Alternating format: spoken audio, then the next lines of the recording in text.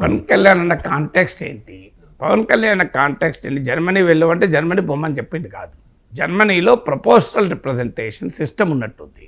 So ఈ మధ్య కూడా 20.8% 28% వచ్చిన ఓటింగ్ వచ్చిన వాళ్ళు అధికారంలోకి వస్తున్నారు.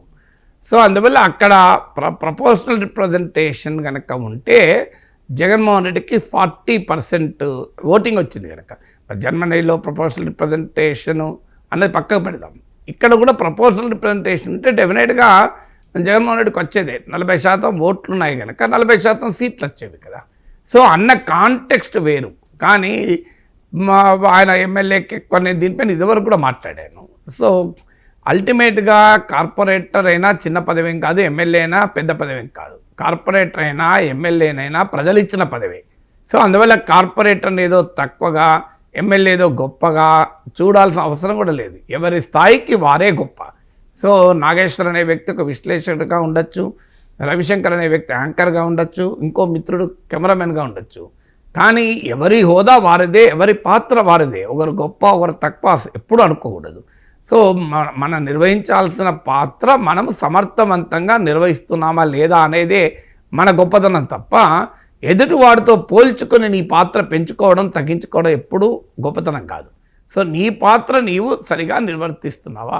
నేను విశ్లేషకుడిగా నా పాత్ర నేను సమర్థవంతంగా నిర్వహిస్తున్నానా లేదా అన్నది తప్ప కెమెరామెన్తో పోల్చుకొని ఆయన విశ్లేషిస్తలేడు, నేను విశ్లేషిస్తున్నా, అదే నేను ఎక్కువ అనుకుంటే నాకన్నా మూర్ఖుడు ఇంకొకడు ఉండడు. సో అందువల్ల ఎప్పుడు కూడా ఏ నాయకుడైనా కంపారిజన్ చేసేటప్పుడు కార్పొరేటరు ఎమ్మెల్యే కార్పొరేటర్లే విలువ తక్కువనా? అదే కార్పొరేటర్లతో కూడా జగన్మోహన్ రెడ్డి సమీక్షా సమావేశాలు పెడుతున్నాడు. ఈ మధ్య విశాఖపట్నంలో కార్పొరేటర్లతో పెట్టాడు, విజయవాడ కార్పొరేటర్లతో పెట్టాడు. ఎందుకు పెట్టాడు మరి? అయినా పవన్ కళ్యాణ్కు ప్రజలు ఇచ్చిన హోదా అది, ఉప ముఖ్యమంత్రి హోదా. పవన్ కళ్యాణ్కు జగన్మోహన్ రెడ్డి సర్టిఫికేట్ అవసరం లేదు. జగన్మోహన్ రెడ్డిని 11 మంది ఎమ్మెల్యేలకు నాయకుడిగా చేసింది ప్రజలే.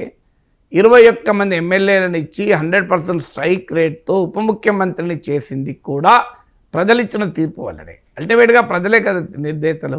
అందువల్ల జగన్మోహన్ రెడ్డిలో ఉన్న ఆ వ్యక్తిగతమైన కసి తెలియజేస్తుంది తప్ప రాజకీయపరమైన పరిపక్వతను అది తెలియజేయదు. ఇంకోటి రాజకీయ వ్యూహం కూడా. ఇంకోటి ఒక రాజకీయ నాయకునికి ఈ పర్సనల్ అనిమాసిటీస్, వ్యక్తిగతమైన కసి, కక్ష, ద్వేషాలు ఆధారంగా రాజకీయాలు చేయకూడదు. రాజకీయాలు ఎప్పుడు కూడా వ్యూహాత్మకం ఉండాలి. ఇప్పుడు పవన్ కళ్యాణ్ పైన దాడి చేయడం వల్ల జగన్మోహన్ రెడ్డి సాధించేది ఏంటి? సో ఏమాత్రం వ్యూహాత్మకంగా ఉన్నా పవన్ కళ్యాణ్ పైన దాడి చేయకూడదు. ఎందుకు చేయకూడదు అంటే కూటమిలో టీడీపీ జనసేనల మధ్య ఒక చిన్న గ్యాప్ అయినా మొదలైంది. ఆ గ్యాప్ పెద్దదని నేను అన్నాను, చాలా చిన్న గ్యాప్. దానికి ఉదాహరణే అనేక చోట్ల జనసేన నాయకులు టీడీపీ నాయకుల మధ్య ఒక రకమైన సంబంధాల్లో సమస్యలు వస్తున్నాయి.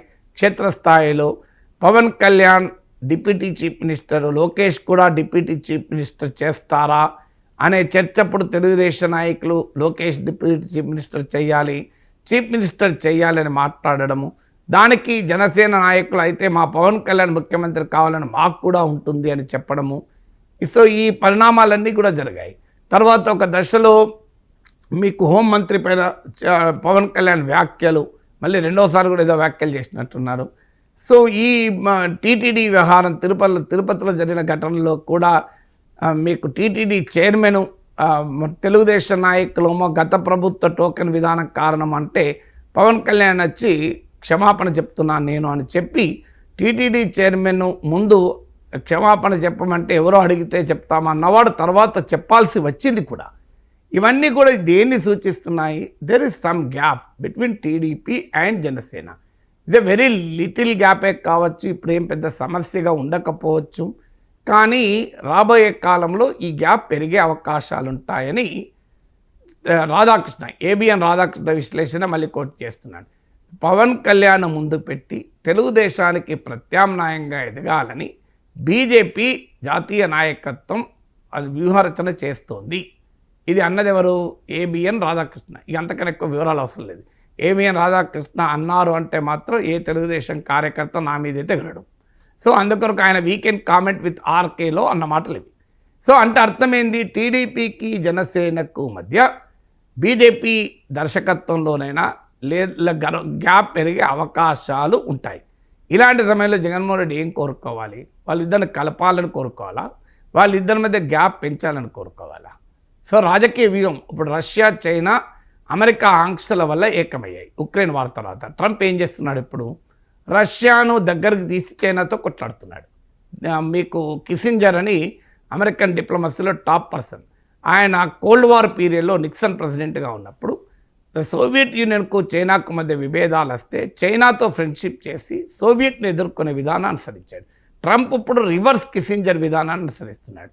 అంటే చైనా, అందుకే మీరు గమనించండి, చైనా కార్ల పైన రష్యా స్క్రాప్ ట్యాక్స్ పెంచింది, తాజాగా డబుల్ చేసింది. సో అంటే ఇద్దరు బలమైన మిత్రులు కలుస్తుంటే వారి మధ్య ఏ కాస్త గ్యాప్ వచ్చినా దాన్ని పెంచే ప్రయత్నం ప్రత్యర్థి చేస్తాడు. అందువల్ల రష్యా, చైనాల మధ్య బ్రహ్మాండమైన ఫ్రెండ్షిప్ ఉంటే, లిమిట్లెస్ ఫ్రెండ్షిప్ అన్నాడు జింపింగ్, దాన్ని బ్రేక్ చేయాలని ట్రంప్ వ్యూహరచన చేస్తున్నాడు. మరి జగన్మోహన్ రెడ్డి ఏం చేస్తున్నాడు? సో ట్రంప్, టీడీపీ, జనసేనల మధ్య గ్యాప్ ఏమో పెరుగుతుందేమో అని చెప్పి ఆ రెండు పార్టీల మధ్య ఫెవికాల్ కన్నా పవర్ఫుల్గా దాన్ని కలుపుతున్నాడు. ఏమన్నా రాజకీయంగా వ్యూహాల్లో ఇలా చేస్తారా నాకు చెప్పండి. సో ఇప్పుడు పవన్ కళ్యాణ్ పైన అటాక్ చేస్తే ఏమొస్తుంది? ఇది మొదటి పాయింట్. అంటే తన ప్రత్యర్థి శిబిరములో ఏమాత్రము గ్యాప్ ఉన్నా దాన్ని ఉపయోగించుకోవాలి, గ్యాప్ లేకపోతే సృష్టించుకోవాలి. సో కానీ ఆ ఉన్న లిటిల్ గ్యాప్ను కూడా గట్టిగా కలిపేస్తా. అంటే పవన్ కళ్యాణ్ పైన జగన్ టార్గెట్ చేస్తే ఏమవుతుంది? టీడీపీ, జనసేన కలుస్తాయి. ఇప్పుడు మీరే చెప్పారు కదా, దీనిపైన టీడీపీ నాయకులు, జనసేన నాయకులు తీవ్రంగా స్పందించారని. సో దీని మీద స్పందించారు కదా. అంటే ఇప్పుడు జగన్ చేసిన సాధించింది ఏంటి?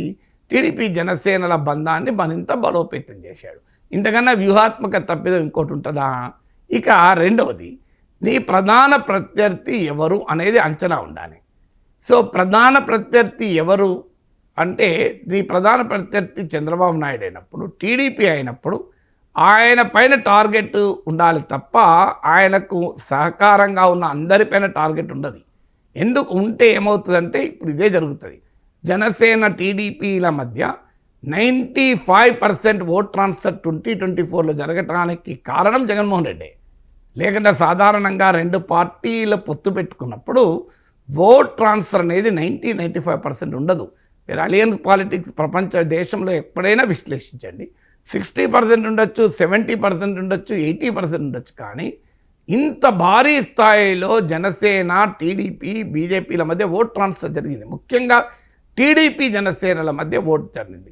రెండు పార్టీల వెనకాల ఉన్న సామాజిక వర్గాల మధ్య చారిత్రకంగా గ్యాప్ ఉన్నప్పటికీ, అందుకే ఇది అన్నేచురల్ సోషల్ కోalition అన్నాను నేను. అలాంటి అన్నేచురల్ సోషల్ కోalitionను సాధ్యం చేసింది జగన్మోహన్ రెడ్డి పాలిటిక్స్ కదా. ఎన్నికలకు ముందు కూడా ఇలాగే పవన్ కళ్యాణ్ పైన నిరంతరం టార్గెట్ చేశారు. సో ఏం జరిగింది? పవన్ కళ్యాణ్, జన సైనికులు మరింత కసితో టీడీపీ విజయానికి వర్క్ చేశారు. సో మరింత కసితో జన సైనికుల్ని టీడీపీ విజయానికి పడిచేసేలా చేసింది కూడా జగన్మోహన్ రెడ్డి కదా. సో అందువల్ల ఏ వ్యూహాత్మకంగా చూసినా పవన్ కళ్యాణ్ పైన ఈ వ్యాఖ్యలు చేయడం రాజకీయ వ్యూహరచన, రాజకీయ పరిణతిని తెలియజేయదు, కేవలం వ్యక్తిగతమైన దేశాన్ని మాత్రమే తెలియజేస్తుంది. పేరు ప్రస్తావించడానికి ఇష్టపడలేదు, దత్తపుత్రుడు అని మాత్రమే అన్నారు. ఇప్పుడు కూడా పవన్ కళ్యాణ్ ప్రశ్న అడిగితే, పవన్ కళ్యాణ్ ఉద్దేశించి మీడియా మిత్రుడు అడిగితే ఆ మనిషి అని మాట్లాడుతూ ఉన్నారు. అండ్ కార్పొరేటర్కి ఎక్కువ, ఎమ్మెల్యేకి తక్కువ. పవన్ కళ్యాణ్ అన్న కాంటెక్స్ట్ ఏంటి? పవన్ కళ్యాణ్ అన్న కాంటెక్స్ట్ ఏంటి? జర్మనీ వెళ్ళమంటే జర్మనీ బొమ్మని చెప్పింది కాదు. జర్మనీలో ప్రపోజల్ రిప్రజెంటేషన్ సిస్టమ్ ఉన్నట్టుంది. సో ఈ మధ్య కూడా 20.8%, 28% వచ్చిన ఓటింగ్ వచ్చిన వాళ్ళు అధికారంలోకి వస్తున్నారు. సో అందువల్ల అక్కడ ప్రపోజల్ రిప్రజెంటేషన్ కనుక ఉంటే జగన్మోహన్ రెడ్డికి 40% ఓటింగ్ వచ్చింది కనుక. జర్మనీలో ప్రపోజల్ రిప్రజెంటేషన్ అనేది పక్కకు పెడదాం. ఇక్కడ కూడా ప్రపోజల్ రిప్రజెంటేషన్ ఉంటే డెఫినెట్గా జగన్మోహన్ రెడ్డికి వచ్చేదే. 40% ఓట్లు ఉన్నాయి కనుక 40% సీట్లు వచ్చేవి కదా. సో అన్న కాంటెక్స్ట్ వేరు. కానీ ఆయన ఎమ్మెల్యేకి ఎక్కువ, నేను దీనిపైన ఇదివరకు కూడా మాట్లాడాను. సో అల్టిమేట్గా కార్పొరేటర్ అయినా చిన్న పదవేం కాదు, ఎమ్మెల్యే అయినా పెద్ద పదవేం కాదు. కార్పొరేటర్ అయినా ఎమ్మెల్యేనైనా ప్రజలు ఇచ్చిన పదవే. సో అందువల్ల కార్పొరేటర్ని ఏదో తక్కువగా, ఎమ్మెల్యే ఏదో గొప్పగా చూడాల్సిన అవసరం కూడా లేదు. ఎవరి స్థాయికి వారే గొప్ప. సో నాగేశ్వర్ అనే వ్యక్తి ఒక విశ్లేషకుడిగా ఉండొచ్చు, రవిశంకర్ అనే వ్యక్తి యాంకర్గా ఉండొచ్చు, ఇంకో మిత్రుడు కెమెరామెన్గా ఉండొచ్చు. కానీ ఎవరి హోదా వారిదే, ఎవరి పాత్ర వారిదే. ఒకరు గొప్ప ఒకరు తక్కువ ఎప్పుడు అనుకోకూడదు. సో మనం నిర్వహించాల్సిన పాత్ర మనము సమర్థవంతంగా నిర్వహిస్తున్నామా లేదా అనేదే మన గొప్పతనం తప్ప ఎదుటి వాడితో పోల్చుకొని నీ పాత్ర పెంచుకోవడం తగ్గించుకోవడం ఎప్పుడూ గొప్పతనం కాదు. సో నీ పాత్ర నీవు సరిగా